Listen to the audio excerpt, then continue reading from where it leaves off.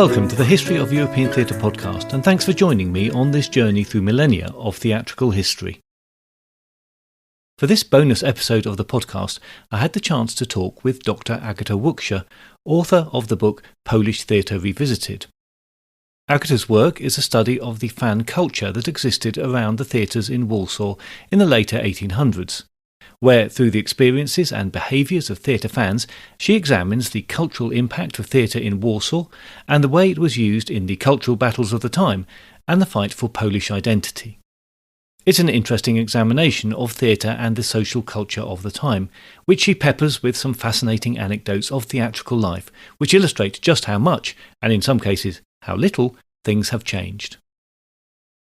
I got the chance to talk to Agata from her home in Warsaw, where she is assistant professor of the Institute of Polish Culture at the university there. Before reading your book, I knew nothing about Polish theatre of the late 19th century. So before we talk about some of the detail in your research, can you say something about the theatre scene in Poland generally at the time and set the scene for us? Yes, thank you, Phil, for this opening question. I think it's important to give the context of my research. So the first thing I would point to is the fact that Poland did not exist as a sovereign country in the 19th century. In the late 18th century, Polish lands were divided between three neighboring powers: Prussia, Austria, and Russia. And in fact, I would also like to underline that country that was partitioned was not the Poland that we know. It was a dual country. It was Poland plus Lithuania.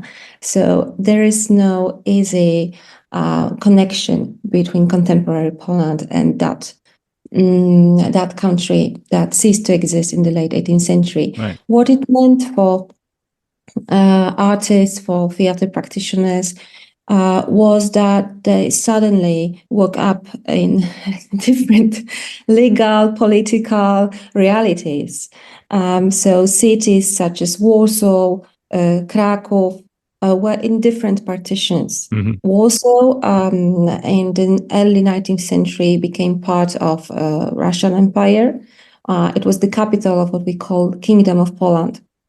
But in fact, it was totally subjugated to the Russia, while Kraków or Lwów, which nowadays in Ukraine, but back then it used to be a sort of Polish city, belonged to Habsburg Empire, to Austria. I think it's important because it shows that Polish theatre developed within very different political, socio-economical contexts, depending whether we speak about Kraków or whether we speak about Warsaw. It's not the same.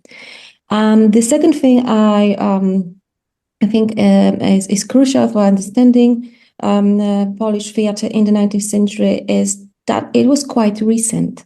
So public theatre in Poland, first Polish public theatre, was established in 1765 by Polish last king, Poniatowski.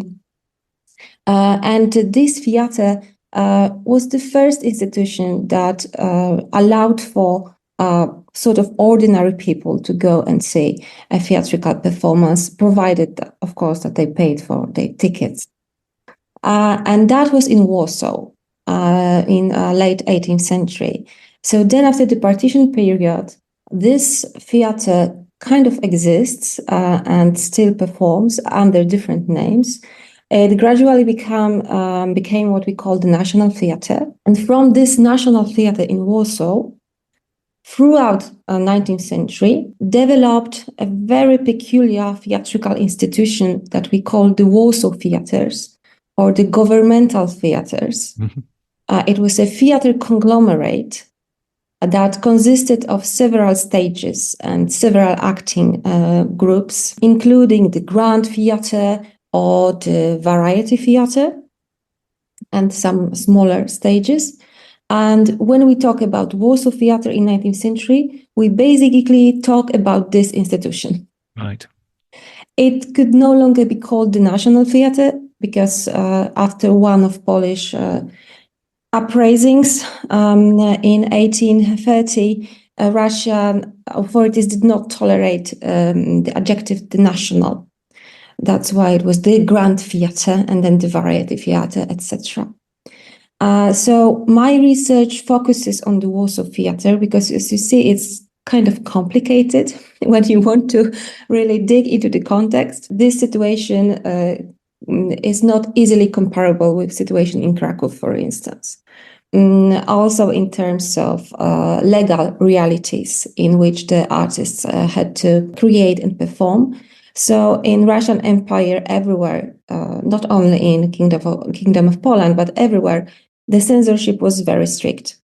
And for instance, Shakespeare plays were banned for as late as the 1860s. Yes, so you could see Macbeth or Hamlet in the early 19th century, but you could not see it during 1840s, 1850s, 1860s. It was banned for a while throughout Russian Empire, not only in Kingdom of Poland, because it was considered too revolutionary, so to say. And I think that what I would also like to stress is that Polish artists were mainly influenced by France. So French repertoire dominated in Polish theaters, in Warsaw theaters, together with local plays, particularly comedies. And I think that we might say it was mainly light repertoire. Of course, once in a while, the national theaters performed a tragedy or a more serious play, but basically comedies, operettas, operas dominated. What I can also add is that due to this specific political situation, Polish theater and the Warsaw Theater in particular became temple of Polish culture and Polish language. At least that was the image it had. Because, as I just said, it mainly performed French comedies. It was still considered a center of Polish culture and Polish language. After 1863, which was another failed attempt of Polish patriots to regain independence from Russia, Russian Empire introduced a Russification policy, which meant, for instance, banning Polish language from most of the public spaces. So you were living in Warsaw, but when you wanted to go to the post office or to the train station, everything was in Russian. Right. And people working there were obliged to talk to you in Russian, and you were obliged to respond in Russian. It didn't matter if you know or don't Russian language. That was the official language. The same applied to schools. So Polish children could not speak Polish in public schools. Russian was the only language that was accepted. The one exception was theater. It's one of historical puzzles. Why actually did Russian government allowed for that? It gets even more interesting because the Warsaw theaters, this theater conglomerate that I talked about, it was administered by Russian authorities. The head of the Warsaw theaters was the chairperson appointed by Tsar himself. But still, the language was Polish, and plays were performed in Polish. The only other institutions in Warsaw where you could speak Polish was church, and of course there was a press. There was Polish press allowed, heavily censored but allowed. And this is probably why theater became so important for national discourse, even though it did not perform patriotic plays or romantic plays because they were also forbidden. Interesting, though, that they didn't see theatre as a threat. I mean, perhaps it was because it was light-hearted. My theory is that, first of all, they needed some entertainment for Russian officials and other Russian people like living in Warsaw. There's a large colony of Russian people in Warsaw because someone needed to administer this kind of colony. And the other thing is that I believe it worked as a contained space where Polish people could express their patriotism and not take it out on the streets. One more thing perhaps I can add about Warsaw theaters that is not so obvious to non-Polish listeners is that comparing to Paris or London, Warsaw theater landscape was small and elitist until 1868. there was only this one theatrical institution operating in Warsaw that I mentioned, the Warsaw Theatres. And only as late as 1860s, authorities allowed for private theatres to start to operate, but they could do that only during summer months, when many performers from the official theatres were, on holidays. Right. So in June and throughout the summer period until September, private entrepreneurs came to Warsaw and opened so-called garden theaters that I think resembled music halls, British music halls, because they were connected to restaurants and most of them had open air stage, Right. and kind of attracted also different type of audience. They were much more inclusive, I would say, and cheaper, obviously, than the Warsaw Theatres, the Grand Theatre, the Variety Theatre. But then when when the autumn started, these theatre groups started their touring across the Polish lands, or went back to their primary theatre institution somewhere else in some other Polish or not Polish city. So then again, throughout most of the season, it was only the Warsaw Theatres that were allowed to give performances. So there's the background, and the focus of your work is actually on fan culture around the theatre in Poland, and particularly in Warsaw. You make the point that this is towards the start of what we might think of as a modern fan culture that still goes on today. In fact, seems to get larger and larger. And it's all rather ephemeral by nature. What sources could you have to investigate there, and how do you go about research like that where there isn't much in the written record? Yeah, the sources were very limited, are very limited. And it's not only because theater is ephemeral. And when you want to research what indeed happened in the auditorium or at the stage and not in the text, it gets very much complicated and complex, and how to do that. And we have many methodologies that want to kind of understand how this kind of cultural phenomenon can be talked about. So it's not only that, obviously it still applies, but the problem is that early fan cultures were considered not worthy documentation. So there are very few sources because very few people thought it was important to write it down or to somehow narratize their fan experience. That was nothing to be proud of officially. The other thing is that even if something was archivized, there's a very huge probability that the archives were destroyed. I would like to emphasize it very strongly because sometimes it's not well understood outside Eastern Europe that we don't have archives. Like, what does it mean you don't have archives? Well, because of first theater fires, which happen everywhere, and actually everybody suffered from theater fires in terms of documentation. But moreover, particularly in Warsaw, the Second World War and the consequences of the Warsaw Uprising were really dramatic and tragic, and lead to destruction of everything. So a majority of Polish archives that existed before 1945 ceased to exist. Yes. And these collections had to be rebuilt after the war, but obviously they were very, very, very, very small comparing to what was before the war. So there are like multiple ideological and historical factors which results in the fact that we don't have sources about theater fan cultures from the past. Specifically, we don't have primary sources produced by fans themselves. And this is very problematic because the best thing to learn about fans would be to read or watch or touch what they produce themselves. Right.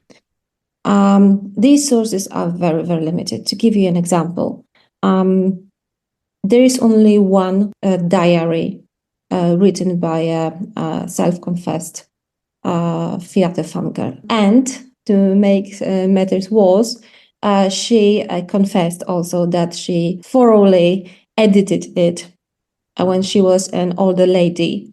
So we can imagine how much she crossed out from this diary, taking into account that she mostly wrote it as a young, very passionate lady.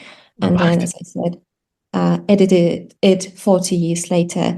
And she actually writes that she has burned a lot of paper while editing this work for publication. That must have been painful for you to read when you came across it.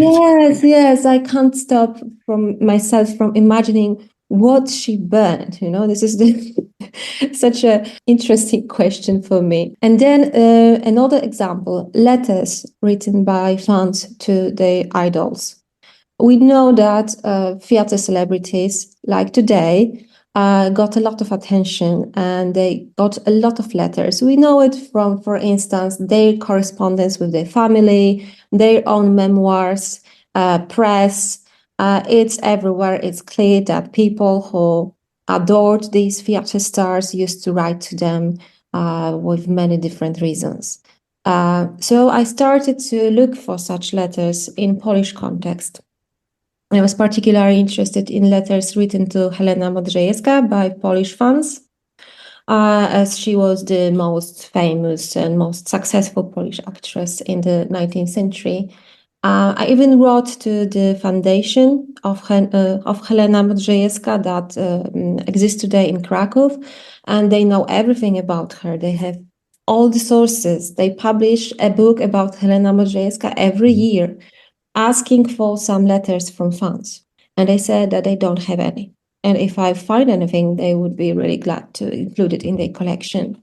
So finally, I managed to find 2 letters written by the same group of fangirls, but that was all. So you have that and some photography, early photography from the time, and some newspaper articles. If there are no primary sources generated by fans, then we have to find it on another way. There are few possibilities, but for instance, we can read sources that could give us some knowledge about the fans in an indirect way. Playbills are great, particularly in the second half of the 19th century. Playbills were used by theater institution as means of communication with its audience. They were also used to kind of discipline the audience if the audience behaved in an, so to say, improper way.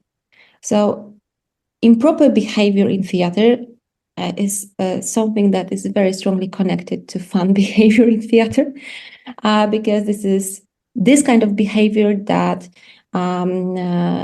became labeled as too emotional, too enthusiastic, too loud, too rowdy, etc. In other words, which defied bourgeois modes of reception that gained prominence in second half of the 19th century. In Poland, it wasn't really bourgeois; it was more like intelligentsia. This was a class, an urban class that developed from nobility, and they set the rules. So when you look at the playbills, and I can read you an example because it's a very specific language. This playbill is from 1898. You can see a note on the playbill. The management of the Warsaw government theatres has the honor to notify the honorable audience that artists may only be called out during the intermissions. So, what does it mean? It means, obviously, that artists were called out during the entire performance and it disrupted the performance, and that it was a common practice or common enough that theater officials decided to somehow circumscribe it and use the playbill as a means to generally remind the audience that they don't want this kind of behavior in the theater.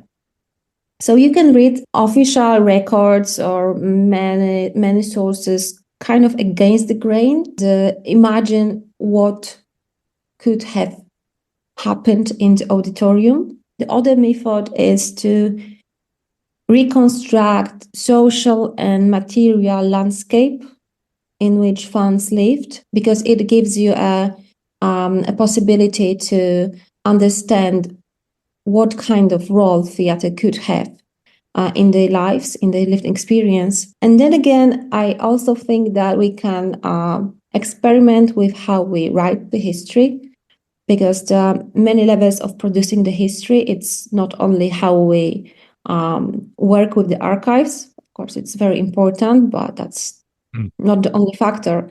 But also how we as historians today, writing from a very specific position, entangled in our own ideologies, produce the narrative.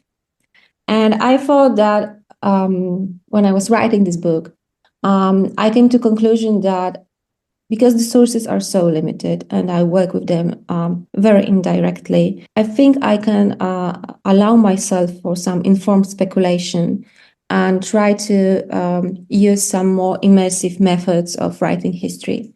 And that's why the chapters of my book, they all start with a kind of historical anecdote when I try to imagine emotions and experiences and practices of people that interest me. But the way I recover these experiences is very probable, but I cannot tell that it happened for sure. So I use a bit different language to convey these aspects of history. Yes, you're very clear in the book when you're speculating and when you're not. You are able in the book to construct some stories about life in the theatre. Fan culture seemed to take several different forms in the years that you cover, but they tend to focus around particular performers, as you've mentioned there. Yes, I think you have in mind Helena Modrzejewska, but you can use her American name and say Helena Modrzejewska. She was the greatest Polish star of that era, definitely. She started in a touring company, then she had a contract in Krakow, and then she moved from Krakow to Warsaw because actually everybody wanted to get an engagement in Warsaw. That was the real center. Warsaw was peripheral from the perspective of London or Paris or, I don't know, New York, but for Polish people in a Polish theater, going to Warsaw was the peak of your career. So because she was very successful, she was invited to Warsaw for guest performances. She was very well received by Warsaw public. So she got engagement in Warsaw.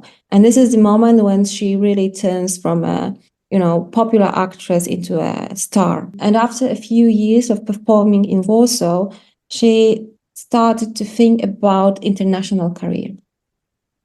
But she didn't want to moved to German cities.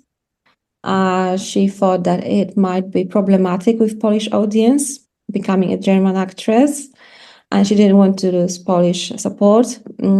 So she thought about going to either England or US, and she actually did perform in London, I think.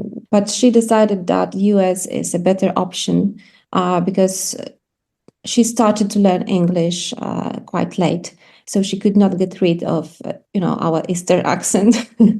And she thought that American audience would be kind of more acceptable of this accent because people speak with so many accents in US. So she would just use it to present herself a little bit exotic, like, is exotic countess. Yeah, but her biography is kind of amazing. Because she started in a very, so to say, improper way. She ran away with a guy that was 20 senior to her at least and married. And she stayed in a relationship with him for a while. They had 2 children, but the daughter died at an early age. And then she ran away from the guy and stayed in Krakow. Then she decided to make her image much more respectable and sort of cross out this past. So she married an aristocrat and got a title, aristocratic title. And then when she decided to leave Warsaw and make a career in US, she presented herself as countess. And this is how she became not Helena Modrzejewska, but Countess Helena Modrzejewska. And that was very popular with American audience. And she left Warsaw and started her American career in late 1870s. And she was very popular, and she performed mostly Shakespeare, not only, but she became very famous for her Shakespearean roles. So she had enormous groups of fans, both in US and in Polish lands, wherever she performed. But in the late 70s and 80s, 90s, etc., she mostly lived in US and mostly performed in US. But she regularly came to Polish partitions for guest performances. She was also very thoughtful about her public image. And she wanted to present herself as a very respectable, elegant lady. And she had something very poetic about her, very gentle. She was extremely graceful and beautiful. So she had lots of fans, also among very famous people. So in Poland, before she left to the US, it was a common knowledge that most of the artists in Warsaw were in love with her.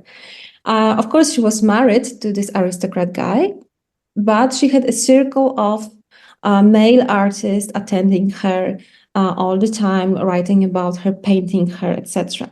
And together they decided first to go to US, not so that she could make a theatrical career, but because they wanted to establish an artistic commune in the West, in California. And this is an amazing story. It actually had been an inspiration for Susan Sontag. There is a novel called In America, and it's about Helena Modrzejewska and her circle of admirers going to California to, revolutionize the way of living. But in fact, sources nowadays show that she was already thinking about her career, and she just needed to stay in the US for a while with other people to have, this background and an environment that was friendly to her, to organize a debut in US and start her American career. So one of the guys that was totally in love with Helena Modrzejewska was our Polish, very famous, most famous writers ever, Henryk Sienkiewicz. Perhaps some of you heard about him. He got a Nobel Prize. And he was like super, super famous and well known. And his love affair with Helena Modrzejewska is at the core of Susan Sontag's novel. What's also interesting about her is that she presented herself abroad as an ambassador of Polish culture.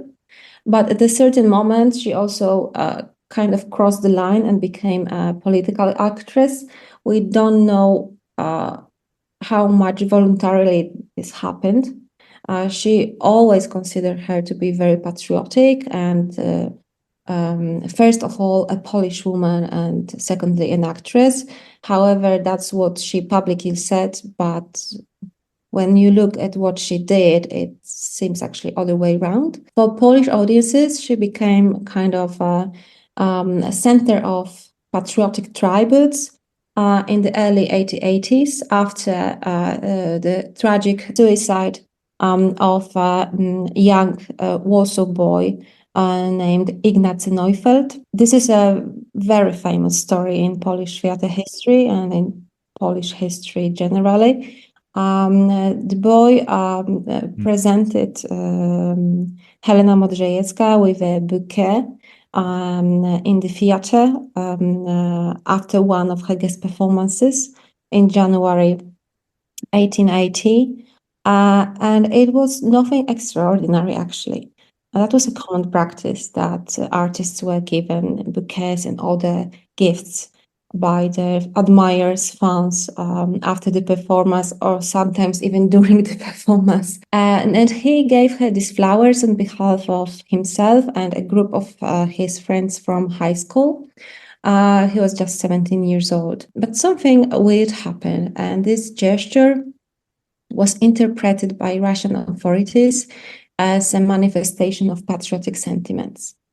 We don't know why actually Russian authorities reacted in this way because the boys got a permission to do that before they did that, actually. So it should be okay. But the boys were expelled from school for this patriotic manifestation, as it was called. And they were also blacklisted from all other schools in the Russian Empire, which means that unless they were very rich, they could not continue their education. Yes, sometimes when it happened, when you got blacklisted for your patriotic actions, you could go abroad to study. But it's very probable that they did not have financial means to do that. So as a consequence of that decision of the authorities, Ignacy Neufeld killed himself. He shot himself, and it's not obvious where. Some sources claim that he shot himself at school, or some sources claim that he did that at his own home. So it's all very unclear. Anyway, his death really made Warsaw elites angry. And it was on the brink of, huge protests. So the authorities decided to reinstate all the boys to school so that they continue their education. And Ignacy Neufeld's funeral was sort of patriotic manifestation. So this situation made Helena Modrzejewska, in the eyes of Polish audience, a political patriotic actress. Even though, as you look at this story, she didn't really play an active part in it, but she was at the center of the boys' attention. And he was part of this group of young men who were going to the theatre a lot and were responsible for some of the boisterous behaviour that you mentioned earlier. I'm not sure if these boys in particular, because the behavior of young boys at theater changed and depended on the performance, depended on the stars that were performing. So fans of Helena Modrzejewska generally were accepted by establishment because she was accepted by establishment. She sort of legitimized fan practices because she was so respectable and elegant and patriotic that it was okay to be a fan of Helena Modrzejewska. But of course, there were other stars and other performers that had their fandoms. So the most infamous groups of fans in Polish theater in Warsaw were fans of two ingenue actresses that played young girls, young, naive, beautiful, sweet girls. Yeah. There were two of them in the Warsaw theaters. And after one of the performances, when they performed together, that was just one of many French comedies, nothing special, two factions emerged in the Warsaw Auditorium that engaged later in what we might call, using contemporary language, fantagonism or fandom war. These actresses, I will tell their name, were Maria Wisnowska and Jadwiga Czaki. And their fandoms were very, very active. And they engaged in kind of bloodless battles in the auditorium. They occupied the upper gallery because that's where the tickets were the cheapest. And these boys were mostly from secondary school, so they were young and penniless. They gathered in the upper gallery and divided themselves in, two groups, and actively participated in the performance, supporting their own idol or trying to discourage the rivalry actress. Mm-hmm.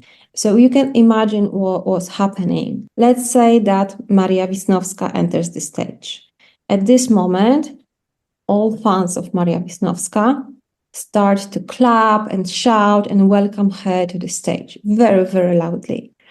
At the same moment, fans of Jadwiga Czaki starts to hiss at her in other ways, try to stop her from performing. So now it depends which faction is louder, how the play would develop, and how she would perform. Then again, they would ask the performers to repeat, for instance, the scenes that they particularly liked, which meant that the intrigue could not develop according to the script, because at different moments, fans demanded the monologue or the dialogue to be repeated because they really, really liked it, and they could not go on to YouTube and fast forward or whatever. So they used their own bodies to influence how the performance looked like. So this kind of behavior, like clapping, shouting, howling, hissing, this repeating curtain calls, etc., were very common among fans. But the most influential and powerful parts of the auditorium, meaning the cultural establishment, was really, really strongly against that kind of behavior in the theatre in the late 19th century. And that was typical not only for Warsaw audience, but we can observe this kind of clash between very emotional and spontaneous reactions of the audience and the emerging norm of behavior.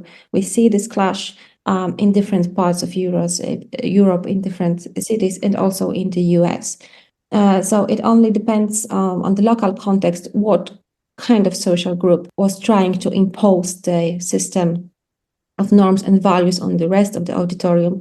In Poland, as I said, or in Warsaw, that was the intelligentsia class who was trying to turn theater into this, temple of culture rather than a sports stadium. And I think it's also a great comparison that very often 19th century theater audience behave in a way that we now reserve only for sports stadium and for sports fans, not for theater.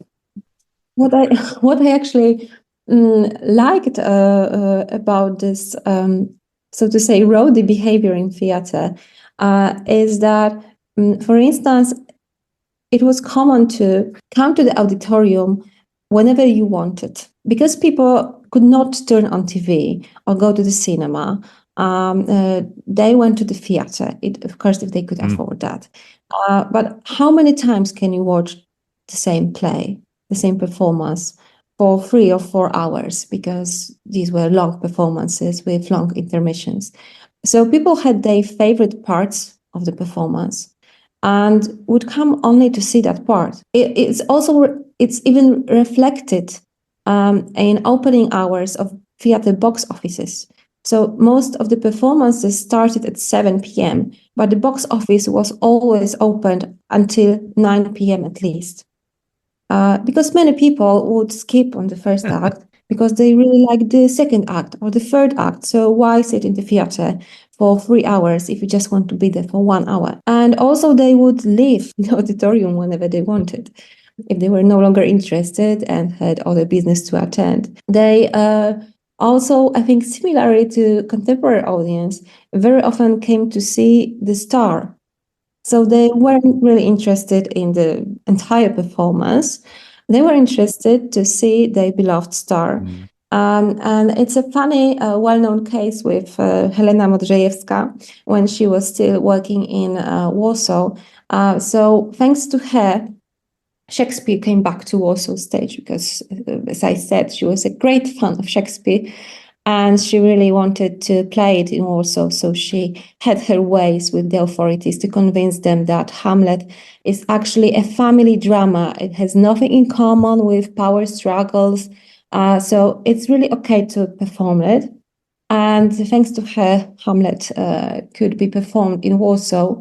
And of course, she played the role of Ophelia. So what Warsaw audience did, they stayed as long in the theater auditorium as long Ophelia lived. After Ophelia's drawing, people would leave the auditorium because they were no longer interested, to such an extent that actually press called the the play Ophelia, not Hamlet, because it was obvious that everybody went there just to see Madrzejewska. The same was with Antonius and Cleopatra.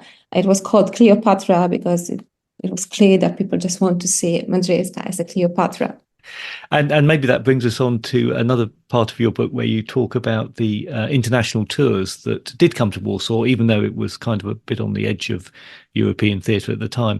But Sarah Bernhardt, a huge star at the time, came to Warsaw. So she must have had a great fan following, perhaps even before she arrived. Yes, so Warsaw was on the periphery, but it was well located for everybody that wanted to perform in St. Petersburg or Moscow. So very often Warsaw was, just a stop between Berlin, Vienna, and the major Russian cities. So Bernard actually came to Warsaw 3 times, but I think the first time she performed in 1882 was the most important and had the biggest impact on Polish theater history and Polish society, and I think on Polish women in particular. So, of course, it's hard to say how many people would describe themselves as admirers of Bernard without previously seeing her. Then again, some members of Warsaw audience could have seen Bernard before because many people from Warsaw, from establishment, traveled to Paris on a regular basis. So they were familiar with French culture and French theater. But for others, they could read a lot about Bernard in the press. So we're in the 1880s, and these are already times where when guest performances, are preceded by press campaign. This means that local press on a regular basis published articles about the star that was to visit the city. It could be bad press or good press, but they spoke about her.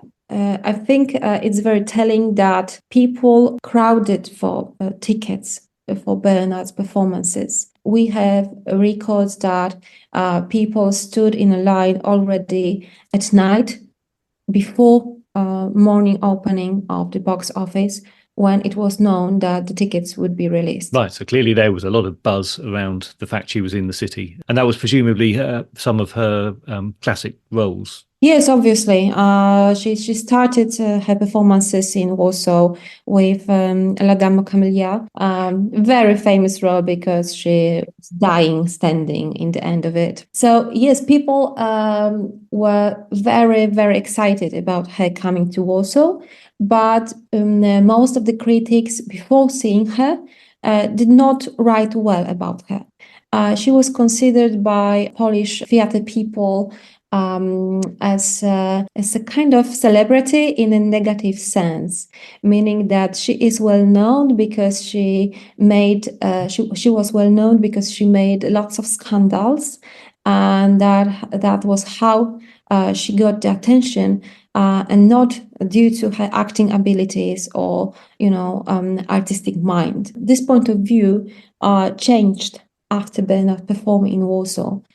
So even those critics preferred Modrzejewska and her acting style, which was called back then a sort of idealist way of performing, like more poetic, like showing your characters only in a good light, like being beautiful and elegant, nothing drastic, nothing drastic on the scene.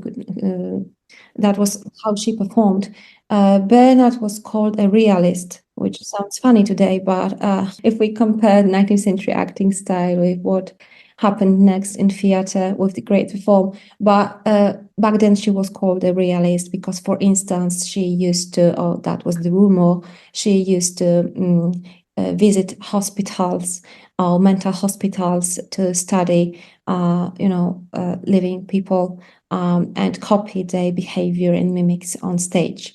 So that was something unacceptable for Modrzejewska. She could not hold up her respectable image of a Polish lady and study in mental hospital. But even those people, those critics who were in favor of Modrzejewska, actually admitted that there was something very extraordinary about Sarah Bernard and her presence in the theater, how she mesmerized the audience, and that she was absolutely unique as an artist. However, the appreciation of Sarah Bernard as an artist did not mean Polish elites would like their daughters and Polish girls in general to mimic Sarah Bernard.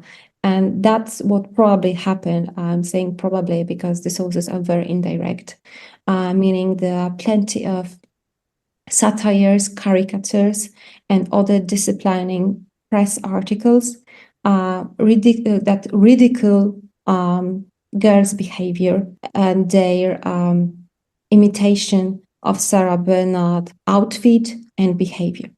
So Sarah Bernard built her image on eccentricity, and she was considered a great artist, but a freak. You don't want regular Polish girls to be freaks, because this is where the future of the nation, lies. So Polish girls were very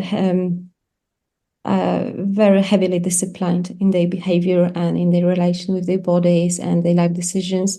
This is a common pattern from anthropological point of view. It's a common pattern for societies that do not have a political sovereignty. So they kind of cultivate this national culture and concept of nation through a sort of cultural and biological reproduction. So that was very disturbing that suddenly Polish girls started to dress like Sarah Bernard and started to think about, relationships outside of marriage. In this case, I think it was much easier to be Modrzejewska fan than Sarah Bernard fan, because fans of Modrzejewska were, most of the time at least, were not ridiculed in the press. And this is what happened to fans of Sarah Bernard. I think it's also very much connected not only to the fact that Sarah Bernard was French, meaning that she was not Polish, because that's the basic problem. She was not Polish. But also because she was partially of Jewish origin. And this is the moment in Eastern Europe where anti-Semitic atmosphere and climate is really getting stronger and stronger. And throughout 1881, there were already pogroms in different parts of Russian Empire. And shortly before Sarah Bernard arrived to Warsaw, there were also anti-Semitic riots in Warsaw. It was like a week before or 2 weeks before she arrived. We can imagine that it had a profound influence on how Sarah Bernard was perceived.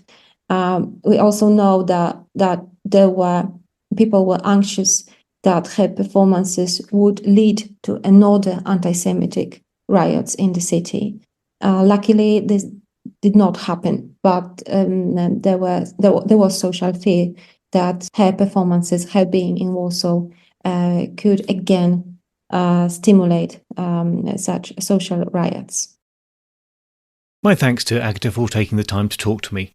If you'd like to read more about Sarah Bernhardt's time in Warsaw, the Warsaw fandom wars, the female fandom circles, and the Japanese vogue that gripped Warsaw at the turn of the century, a really interesting trend that we didn't get a chance to speak about, then Polish Theatre Revisited by Agata Luksza is published by the University of Iowa Press in their Studies in Theatre History and Culture series, and is available online, or you can order it from your local bookshop or, of course, from your local library. I've put some links in the show notes and on the guest page on the website. And I'll be back next time for more Shakespeare and Johnson.